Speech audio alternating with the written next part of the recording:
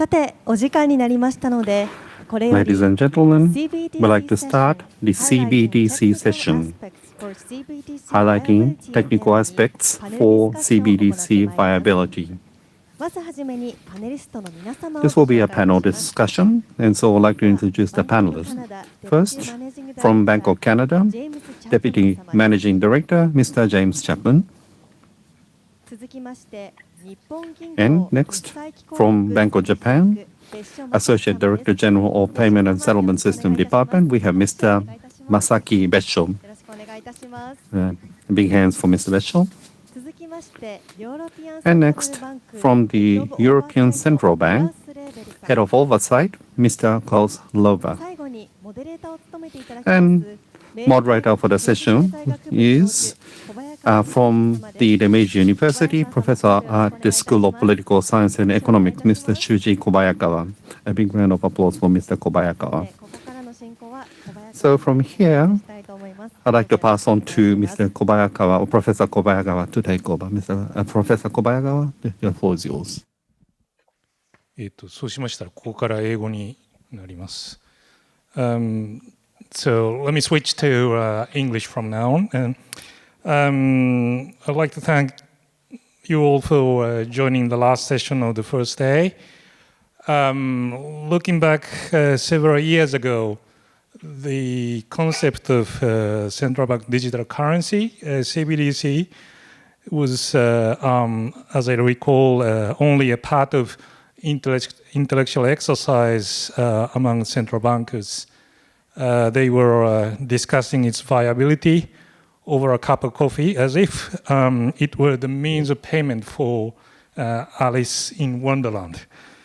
But now it has come to a reality, partly driven by the Facebook's Libra project, which was launched last year. And like I said, it's not just the central banks in emerging economies, but those central banks in major economies that started their warp speed efforts to realize CBDCs. And we all know that it now exists in places like Cambodia, and the Bahamas is expected to deploy its CBDC, which is called $1, on a nationwide basis as early as October this year. And we also know that our neighboring country, China, mainland China, has also started quite extensive pilot programs in major cities with the expectation to fully implement e-yuan, electric yuan, by the time they host the Winter Olympics in 2022. So while the technology underpinning those CBDCs appears to be somewhat different, other central banks are also carefully examining the technical aspects of CBDCs, and this session highlights some thinking behind them. So what are those technical aspects they are looking into? To me, it looks at the main challenge is how to design cash-like features of CBDCs. And what I mean by cash-likeliness boils down to issues like universal accessibility, offline capabilities, and handling of privacy and anonymity. In short, as far as I'm concerned, the central banks are now examining technologies to ensure that everyone has access to CBDCs anytime, anywhere, while protecting his or her privacy. Well, with that in mind, let me first introduce three distinguished speakers from around the world. James Chapman, Deputy Managing Director of Economic and Financial Research, as well as Senior Research Director in the Funds Management and Banking Department of the Bank of Canada. James has written a number of academic papers and articles, and I think he plays a pivotal role in the Bank of Canada's initiatives in the area of FMIs and CBDCs. So welcome, James. Klaus Lober, who is the head of the Oversight Division of the Directorate General, Market Infrastructure and Payments in the European Central Bank. We all know Klaus because he was the head of the Secretariat for the CPMI, Committee on Payments and Market Infrastructures, for a number of years. And today, I understand he will also touch on technical issues in light of the PFMI, Principles for Financial Market Infrastructures Compliance. And finally, we have Masaki Besho, who is the Associate Director General of Payment and Settlement Systems Department of the Bank of Japan. Masaki, who is my former colleague, is currently responsible for research and international affairs in the area of CBDCs and stablecoins. So the idea of this session is that first, we would like to hear from each panelist, starting from James, followed by Klaus, and then Masaki. And each speaker will speak for about 10 to 15 minutes. And after three panelists' remarks, we will start an open discussion, and perhaps there might be some questions from the floor. You're more than welcome to raise as many questions as you wish, time permitting. So with that, let me first give a floor to James. James, floor is yours. Perfect. Thank you for that introduction, and thank you for allowing me to be part of this great panel. I think I'm going to get a lot out of it. So I don't know if you can see my slides that I'm projecting right now.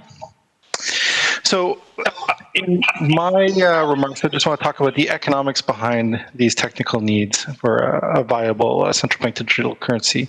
Since, as was mentioned, I'm head of the economic research, so I always start with research first, economic research first.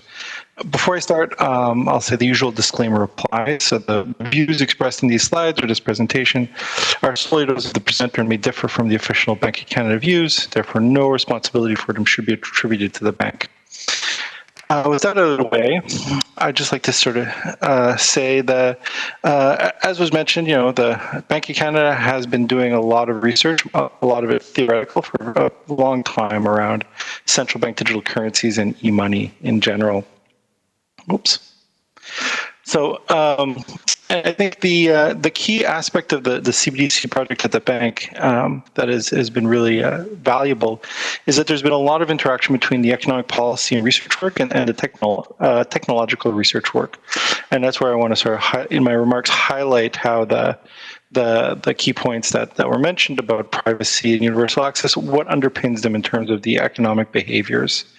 And so for that, I'll just basically show a lot of quotes from the research that the bank has been doing in the last year with our big push to publicize it. So in terms of a central bank digital money and what makes a viable central bank money, whether it be physical cash or digital currency, it really comes down to the three economic roles of central bank money. So starting with the most important, in my opinion, which would be the unit of account. So that is to say the goods in the economy, services in the economy are denominated in central bank liabilities rather than some other good or asset. So, for example, when you on your way to this conference this morning, you bought coffee denominated in yen rather than U.S. dollars or seashells, for example. And that's important since that's the basis of monetary policy, is the control of that change of unit of account over time. And our research shows that the natural technological consideration that needs to be thought about in terms of this role is the ease of adoption and use of central bank digital money. So really, it's all about user experience and user design. Because without adoption, prices in a economy could be denominated in something else. And at that point, the dollarization of that economy removes a lot of tools from the central bank's toolkit in terms of monetary and financial stability. And the second key role is the intertemporal aspect of central bank money, that is the store of value aspect. So, central bank liabilities are the risk-free store of value for domestic value. Therefore, they're the foundation of the term structure of interest rates. So the central bank sets its overnight rate in terms of lending out its liabilities, and that determines the whole structure. And that's because they're risk-free. So the technological consideration that I think we're focusing on here is all about security and resilience. So central bank money, if it's not secure, not resilient, it's not risk-free anymore. It becomes risky, and that has implications for the whole financial system. And then the one that we're most familiar with is means of payment. So cash, physical cash, acts as a good option for transactions, and that supports the efficiency of payments because it curtails the market power of other means of payment in terms of charging fees to act as gatekeepers. And one of the aspects that allows central bank physical currency to have that role is its role in privacy for small transactions below the AML KYC sort of guidelines. And that's a key desire from users of payment instruments. And also, if it's going to be a viable means of payment, it needs to have a really high throughput. So that's the other technological consideration, is the throughput needed for these types of payments. So starting with some quotes from research, I'll mention where to get all this research. It's all publicly available on our website. In terms of means of payment, economic research shows and focuses that payment markets are two-sided markets. So there's merchants and consumers, and there's large network effects there. And also, so that implies that to have a viable central bank digital currency, you have to, find that the merchant acceptance is as important for a successful launch of a new payment instrument, such as Hyun and co-authors said this year. And in terms of technological implications for means of payment, transaction rates need to be very high. So Shaw and his co-authors in 2020 mentioned that reasonable transaction rate estimates for central bank digital currency need to be about 1,000 payments per second. For a country in Canada's side, that's about people making 2 payments per day, spread evenly over 12 hours. So it gives you an idea of what the throughput needed are. And this is as an aside, this touches back to Project Jasper, which I think I presented at this in a similar panel at a FinSum conference last year. Our Project Jasper shows that the Project Jasper blockchains that we used are viable for smaller throughputs than 1,000 payments per second. They're more about 10 payments per second, which would be reasonable for a wholesale payment system underpinning Canada, but not for a retail payment. And also, privacy is another key consideration. So Kim Hyun and his co-authors have done many surveys, and a key aspect of currency that the consumers like is privacy. So Dabhar and Aurora show that a central bank could engineer a CBDC system with higher levels of privacy than currently available commercial products, but there would be trade-offs that may raise operational risk. And in terms of operational risk, this brings us to store of value. So, for store of value, the two economic considerations we think we have to think about carefully are whether a central bank digital currency pays interest and how users interact with central bank digital currency security. So, Davul Dasani and co-authors this year in a bank paper said that an interest-bearing and universally accessible CBDC could be a very versatile interest, but that the expected benefits from them would be small and are highly unlikely. And that's sort of the reasoning that it seems like the vast majority of central bankers, when they talk about CBDC, they're talking about cash-like, not interest-bearing CBDC. Khan and Ravindran in a paper that's eminently coming out of the bank think about the security of CBDC, and that they sort of say the central bank needs to carefully consider how CBDC will be aggregated and used and what externalities will arise from it, since the idea is you would need password and other sort of security. Understanding the user experience around security is important because Minwala this year on another bank paper said security must permeate the design of a CBDC. Because the CBDC ecosystem will be a high-value target once deployed. And this brings us to another touch on DLT technology again. So in that paper, he also says permission DLT technology systems would require additional security safeguards if deployed as a CBDC solution, because public DLTs do not fit the risk profile of such an important system such as a CBDC system. So really, it's all about the security and how users interact with security.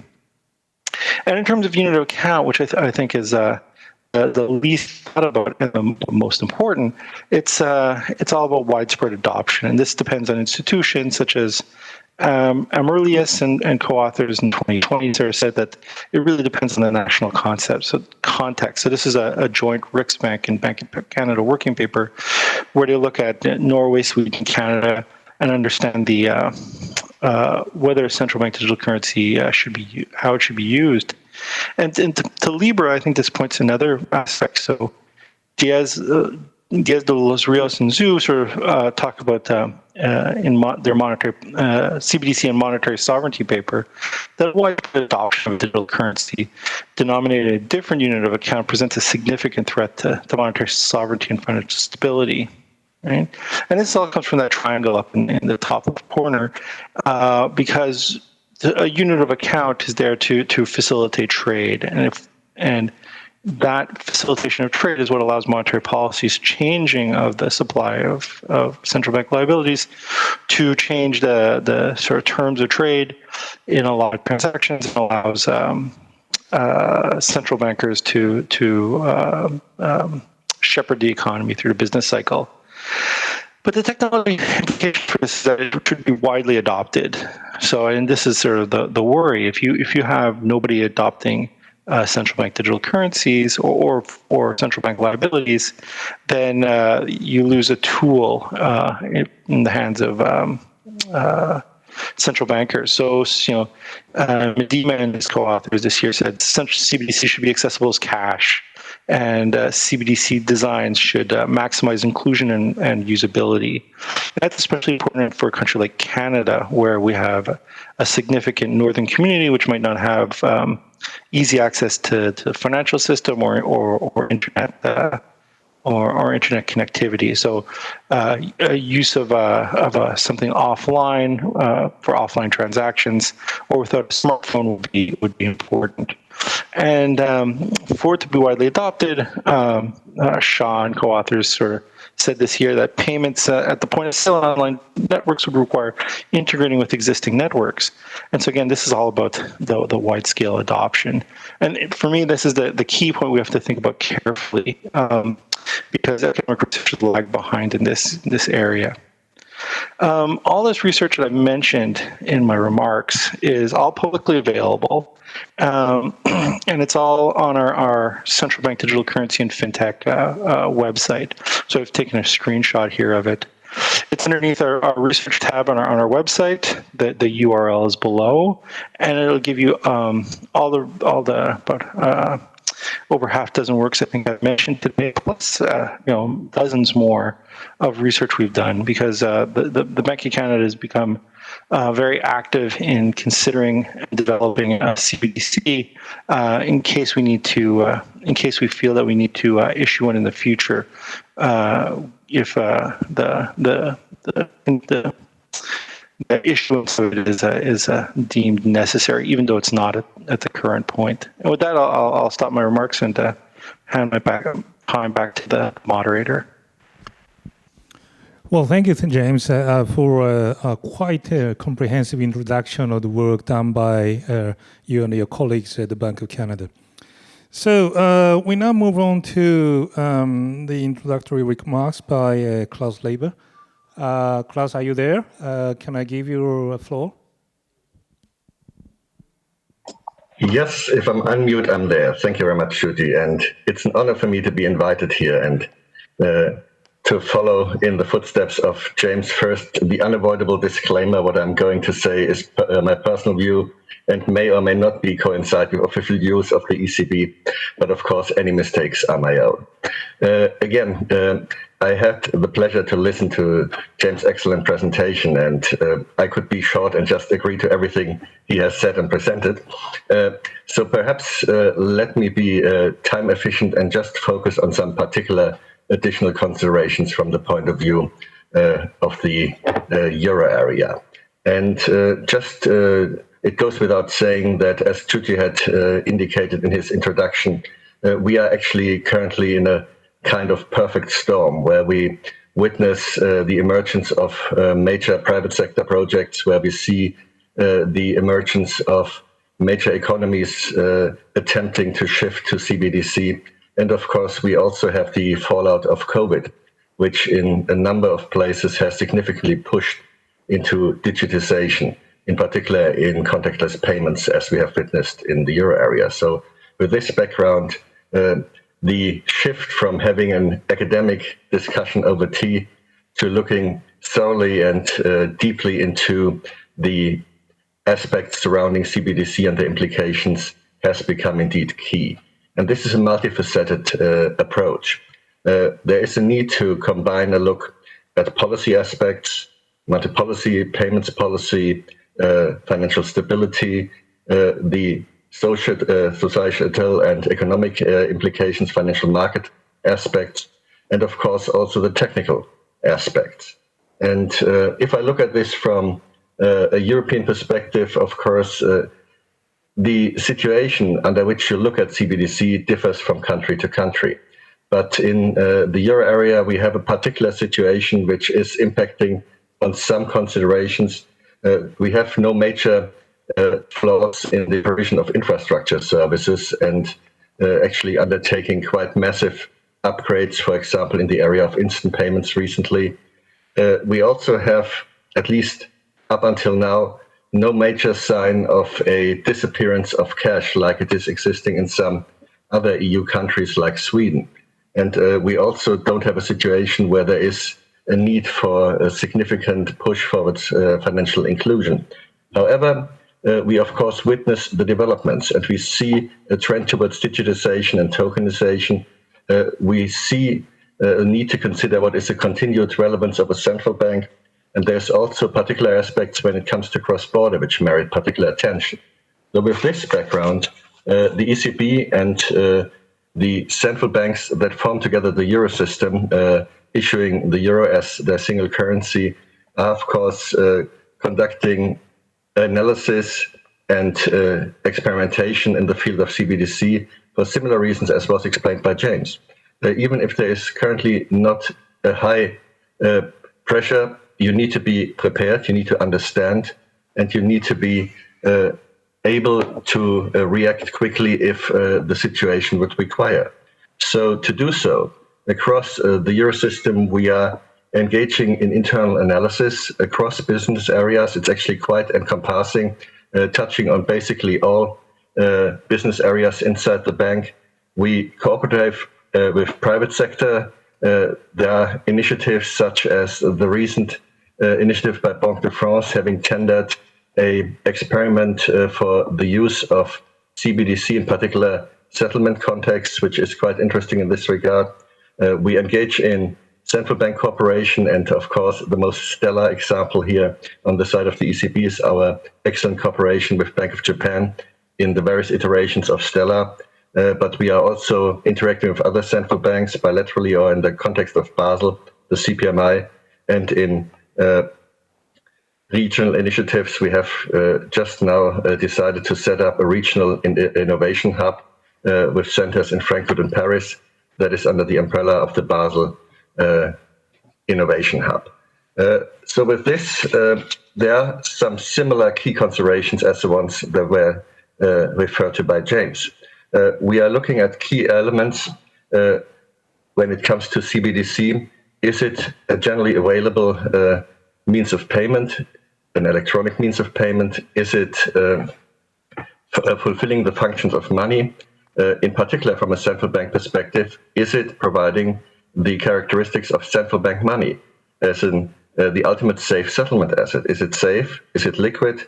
Is it neutral? And does it provide finality? And there's a societal dimension, as I mentioned, when it comes to privacy and data protection.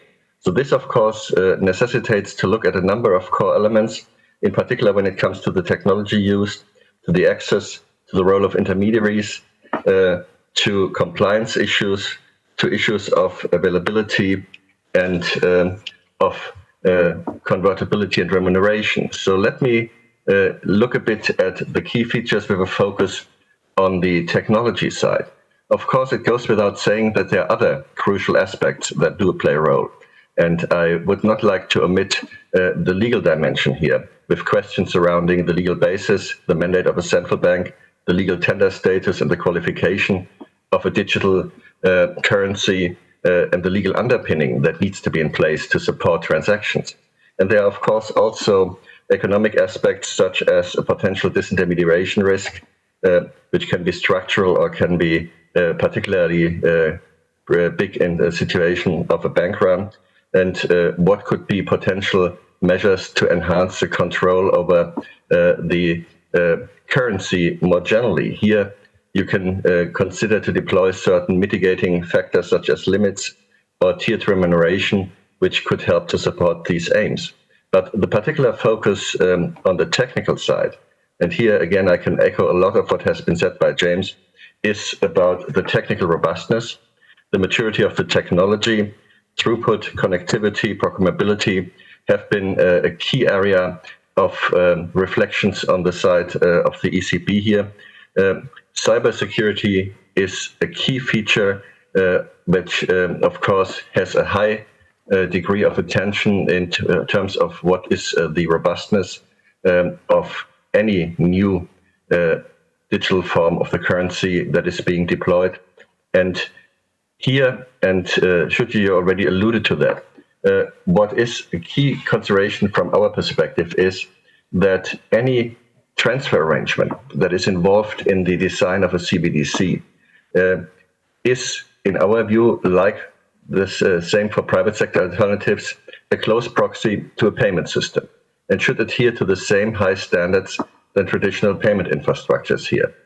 We are conducting analysis in the context of the CPMI with IOSCO to what extent we can use existing standards and whether they can be applied as they are or whether they need some modifications or guidance to be implemented and applied towards new arrangements supporting central bank digital currency.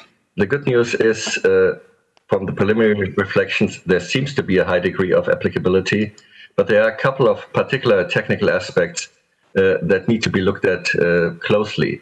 For example, the type of ledger, whether it's distributed or centralized, whether access is permissioned or permissionless, whether transaction initiation is by the public or through a private intermediary, whether the coding is open sourced or closed sourced, whether there is a consensus mechanism involved, and whether it's centralized, whether it's decentralized, whether there are designated validators.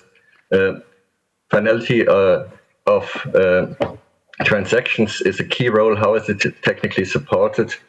And what are the mechanisms for exchange of value, payment versus payment, and DVP? And I expect that there will be some form of guidance as regards these issues coming out of CPMI IOSCO in the not too distant future. One last point that I want to flag is on one particular issue of importance from a European perspective, which is underpinned by the crucial role of privacy that does exist in the European perspective. And of course, there are trade-offs between privacy, between data protection, and the need for certain regulatory compliance when it comes to money laundering requirements, terrorist financing requirements. In this regard, we have recently issued a publication in the ECB which tries to square this conundrum to some degree and is looking at possibilities how to address these issues through a quite innovative mechanism which entails a crucial role for an AML authority that would be issuing what we call privacy vouchers. This is a bit following what is already existing in the area of contactless payments, where up to a certain threshold, transactions can be conducted without identification needs, whereas if you have higher values, of course, the general requirements of money laundering requirements do apply. And this is something which could be of interest to allow for a tiered model of application, allowing small value transactions, as it is now the case for cash, to be conducted with a significant degree of privacy. Again, like for James, I would like to refer you to the website of the ECB, where the various publications that I have been mentioning, from Stella to the most recent one on the anonymity, is being generally available. And I look forward to our discussion. Thank you very much. Well, thank you very much, Klaus, for quite an extensive introduction of what's been happening in the area. I was struck by your remarks to what extent that we could actually use the current guidance to the CBDCs in the future, because ultimately the platform which underpins the CBDCs is likely to be systemically important payment system, SIPs, in the future. So we all look forward to the further work done by the CPMI and IOSCO in the future. So thank you very much for that introduction as well. Finally, we have Masaki, who is sitting next to me. So I'll give you the floor now. Thank you, Shuji.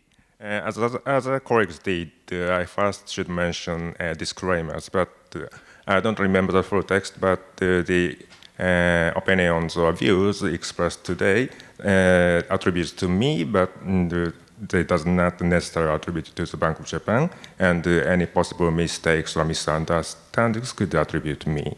And basically, what I thought on CBDC in line with the views expressed by other colleagues, Klaus and James.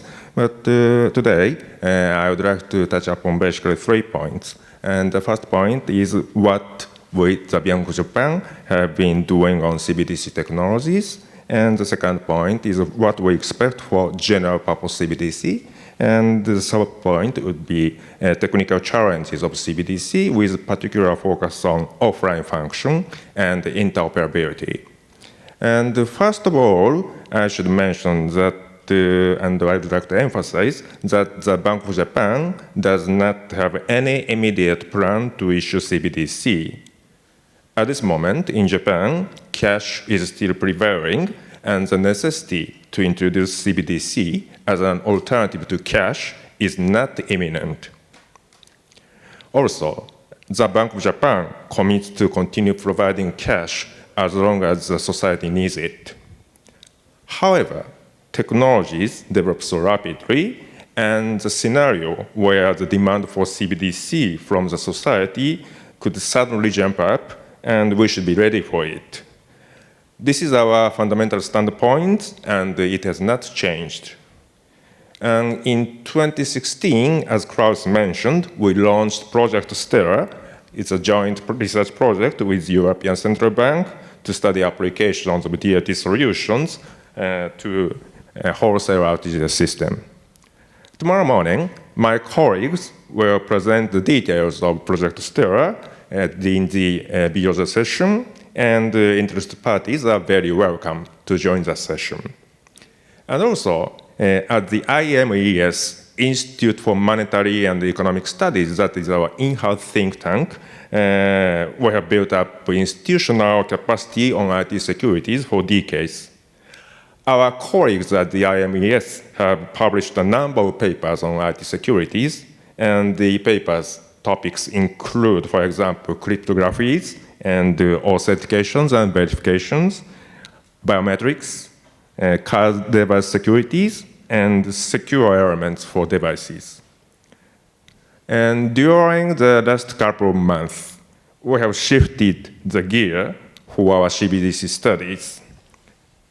And also, the focus of our CBDC studies have further clarified.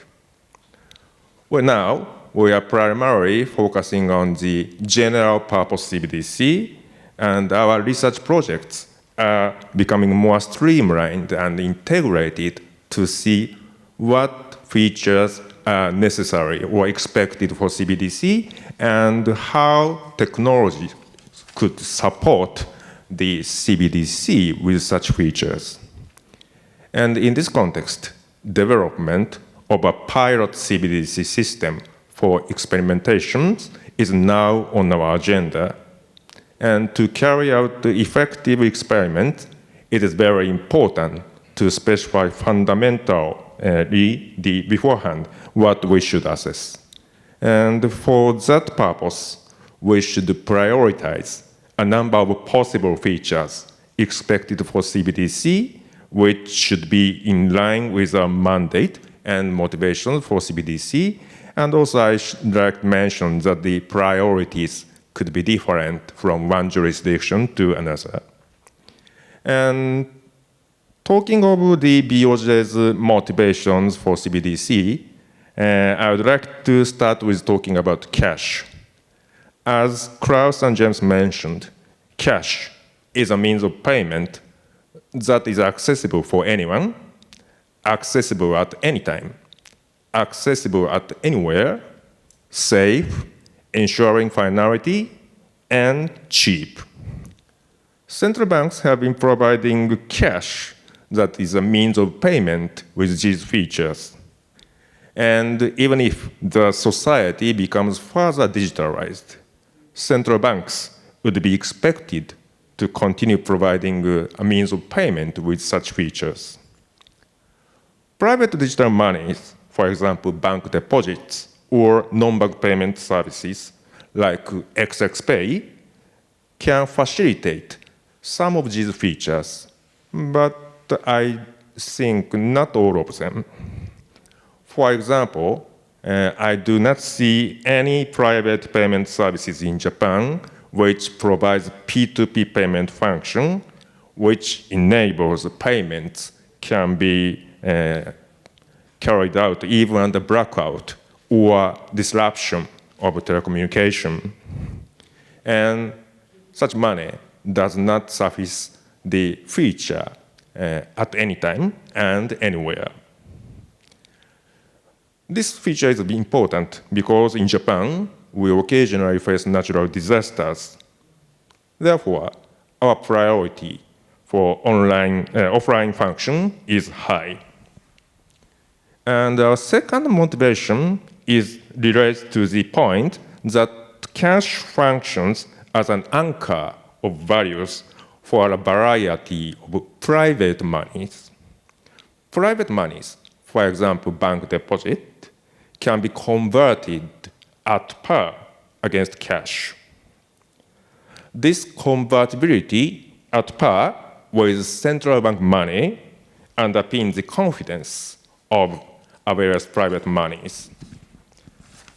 And such convertibility at par supports the safety and efficiency of the economy as a whole. If people's access to cash becomes virtually ineffective, the confidence of the private money might be at risk because the anchor of the value virtually disappears. If CBDC is designed to function as an anchor of the value for private monies, confidence of the private monies would be sustained. We think coexistence of public money and private money is very important, and CBDC could support it through convertibility. And my final point on motivations related to the point how CBDC could contribute to the efficiency of the overall payment markets. I do not think it makes sense to evaluate the opportunities and risks narrowly focusing on CBDC. It is important to design CBDC as a component of the whole payment landscape. In this sense, what we concern now is fragmentation of our payment market. Under such fragmented market landscape, how we could enhance interoperability among different service providers is very important. To achieve that goal, of course, private initiatives could enhance interoperability. And actually, ideally expect that development. However, if it is not the case, CBDC could be discussed as a tool to enhance interoperability among service providers. And now, I'd like to touch upon technologies. Earlier last month, we published a paper assessing opportunities and challenges of offline function of CBDC. As I mentioned, accessible at any time and anywhere is one of the features expected for CBDC. Therefore, we delved this issue. The main message of the report is that existing technologies seem to facilitate most of the functions that are required for offline payments, but there remain some issues. This is because offline function requires storage of value in the endpoint devices. The challenges include, for example, cost of endpoint devices, how to ensure security of endpoint devices, how to avoid double spending, and also how to implement AML and CFT. These challenges require further studies and considerations. And then, talking of interoperability, system design that supports interoperability with a variety of private monies is, I think, critical to ensure compatibility between central bank money and private monies, for the importance I have already touched upon. This function is also linked to the motivation that the CBDC could contribute to the efficiency through mitigating fragmentation of payment markets. Interoperability is, of course, achieved by the agreements between parties. However, standardization, particularly standardization of interfaces, would make it easy to form agreements because standardized interface could reduce unnecessary IT development costs for interlinking. And the Bank of Japan recognizes the importance of standardization activities, and recently we reorganized our unit responsible for the activities of ISO TC68, that is the technical committee covering financial services, which used to be governed under the IMES, but it's now transferred to the and integrated to the Payment and Settlement Systems Department. And also, the interoperability related to the enhancement of the cross-border payments. This year, G20 set the enhancements of the cross-border payments as one of the top priorities, and CPMI and FSB are working on it. And last month, CPMI published a Stage 2 report of cross-border payments enhancement, and one of the 19 building blocks touches upon CBDC. I'll stop here. Thank you. So thank you very much, Masaki, for the kind introduction. We don't have much time, but let me raise a couple of issues after hearing the stories from three participants. There are many common words among the three, but one of the things that which struck me is that the notion of privacy. I understand that our neighboring country, China, the PBOC has introduced what they call controllable anonymity, which means that PBOC has full access to all the information done by the end users, which is a very different concept from what I heard from the panelists today. James, in particular, that you talked about privacy in small payments. But in case of China, that doesn't seem to be the case, that they say, well, PBOC has full access to any amount of transactions. Given the fact that CBDC has one way or another the digital trace of all the transactions, how could we make sure to the public that the central banks would honor the privacy of those transactions, whether it's small or large amount or whatever? So I wonder if you have anything to say on that point. Secondly, Klaus mentioned the instant payment, which is closely related to Masaki's point of private initiatives and interoperability on all those things. I know that in the euro area that ECB has been quite active in providing the settlement system called the TIPS, which underpins the instant payment services provided by the platform called RT1, which is run by EBA Clearing. So here we see that the private sector is taking initiative to realize fast payment, 24/7 payments, and central banks is providing the background, the settlement layer of those transactions. The Japan as well, that we have the Zengi system, which supports 24/7 payments. So under such circumstances where the private sector has already taken initiative to realize instant payments, which provide, these super user-friendly services to end users, I wonder if, how the central banks can interact with the private sector, given the fact that they have already taken major steps towards realizing instant payments. So with that, if you have any opinions or views, please starting from James, perhaps, and then Klaus and Masaki first. Sure. So in terms of the question about privacy, it boils down to, I'd say, 3 points in my opinion. First is we have to be careful about what we're talking about when we're talking about this. Is it privacy or anonymity? I think anonymity is a much higher bar to get over in terms of small value transactions. Whereas from survey results, people, Canadian consumers value is privacy, sort of knowing that their data won't be sold, for example, to a third party or be used against them in the future. And really that comes down to the second point, which is institutional features. You mentioned the PBOC's view on this and how they're designing their CBDC.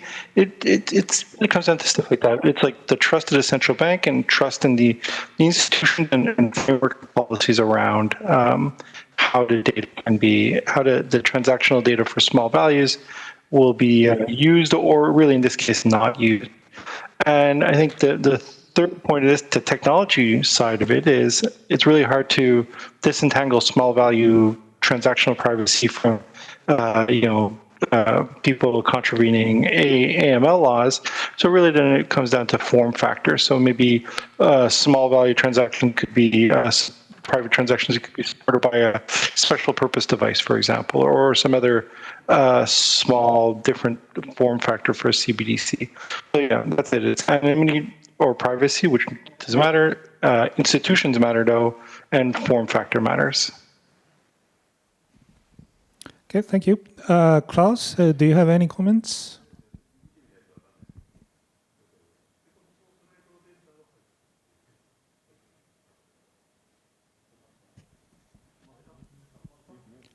Sorry, your mic is not on, Klaus. Okay, thank you. Yep. Can you hear me now? Yeah, we can hear you now. Oh, sorry, it looked off. So just to complement, the considerations around privacy are, of course, determined by the surrounding legal environment. And privacy in a European context is considered to be a basic human right. And this is, of course, impacting quite strongly on design and features that need to be deployed. And perhaps, again, since this is particular to each jurisdiction, the perspective in Europe would probably be slightly different. Some aspects of what he mentioned would be governed by data protection regimes. Privacy in the European sense is a bit closer to what he described with anonymity. Again, there are various ways how to address it structurally and technological-wise. What we have been considering as one possible option in the ECB paper is reliance on a trusted third party outside the central bank for some determinations, and of course, by not storing and passing on information related to certain low-level transactions, but there are also other mechanisms envisageable. You just need to make sure that you are serving both the demands and the expectations of users and the supporting legal framework. The second question that you have around instant payments, indeed, that is an absolute crucial aspect. And it's quite similar here to some considerations that was mentioned by my dear co-panelists around connectivity and interoperability. I think even if you have private sector solutions, to the extent that they are not of general reach, you have to ensure universal reachability. And here again, a central bank can play a role to support and foster the reachability by offering connectivity through different private sector initiatives, allowing end-to-end passing on of instant payments between all users in the economy. Okay, thanks, Klaus. Finally, Masaki. Yes, thank you. On privacy issue, I'd like to mention 3 points. And the first point is on anonymity. As James mentioned, the concept of anonymity and privacy are different. And I think now the expectation for the AML-CFT implementation is very, very important and increasing globally. So to me, it seems difficult for central bank as a public body to justify the creation of a new form of money that warrants full anonymity. But having said that, privacy is definitely important. And the bottom line of privacy would be central bank should be subject to the Data Protection Act of each jurisdiction. And additionally, I think it's very important to design CBDC with sufficient privacy features which makes people feel comfortable to use CBDC. Without such features, CBDC project could be difficult to succeed. And the final point, probably the most difficult point, is that there is a trade-off between AML-CFT compliance and privacy. And we should find some sweet spot to balance these two requirements. And for that purpose, I think it's very important to have an intensive dialogue with a range of stakeholders in the society. And the optimal sweet spot might be different from one jurisdiction to another. And the second point on the instant payment is because in the payment market, the network externality is very important. So interoperability is the key for the customer satisfaction as well as the business success of the operators.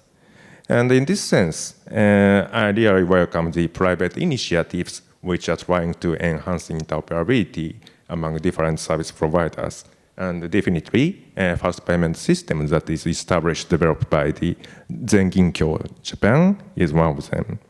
And looking at the history of financial industry, we have some good examples of success of alliance among different service providers.